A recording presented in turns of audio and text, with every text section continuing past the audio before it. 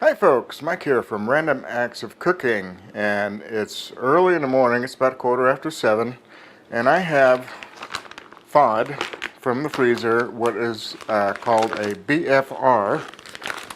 This is a big roast. It's about 4.5 pounds.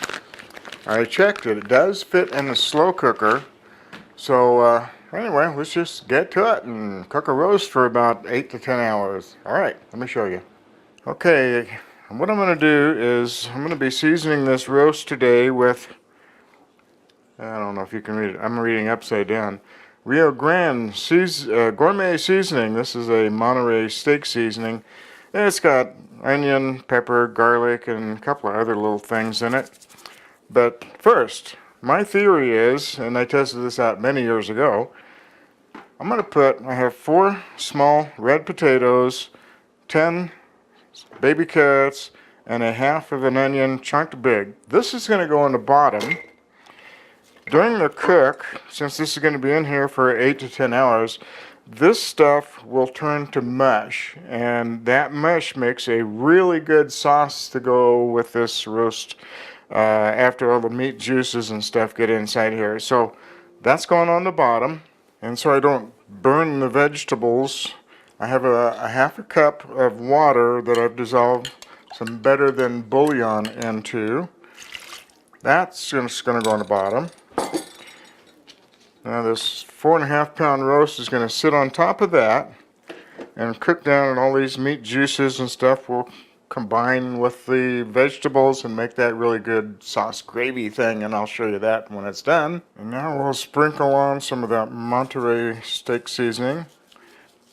And that's pretty much all we're going to do for about the next 4 hours. So this is going to go on low for about 4 hours, maybe 5. I'm going to probe it with a fork.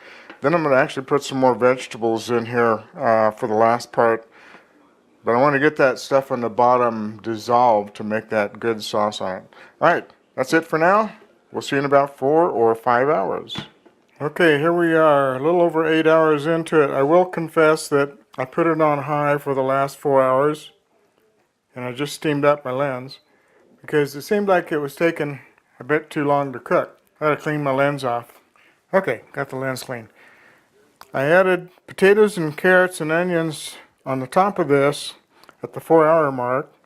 You can see the fork's going in quite easily, so the potatoes and the carrots are done. All right, let me get these out of here and we'll get down to the meat of the matter and see what we ended up with. Okay, here's the potatoes and the carrots. The ones I put underneath, I thought they would turn to mush. They didn't. They are really tender though. They're just, yep, really tender, but they didn't quite turn to mush, but that's okay. We got plenty of juice. And here is the roast. You can probably tell I've stuck my fork in it a couple of times and just twisted it. And it does just pull right out. That's what we're looking for. Get some juice on that one for my taste test. Okay, here we go for the taste test. Still kind of warm. It's pretty darn good. I'm hoping that this the seasoning didn't overpower or over salt anything. It didn't.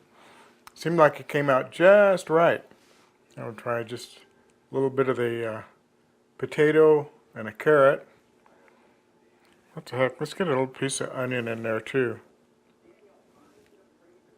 Potato, onion, and carrot.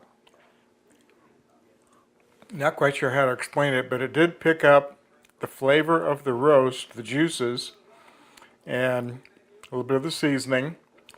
Well, it turned out better than I thought it would. Probably would have, if I left it on low, it would have probably taken closer to 12 hours. And it's almost dinner time, so I know it was going a little bit slow for this big of a roast at the halfway mark when I put the other potatoes and carrots in there and bumped it up to high for the last maybe just a little over 4 hours. But dinner time now, and we have it. Got some homemade bread that to sop up the juice with. Thanks for watching, folks, and we'll catch you next time. Bye-bye.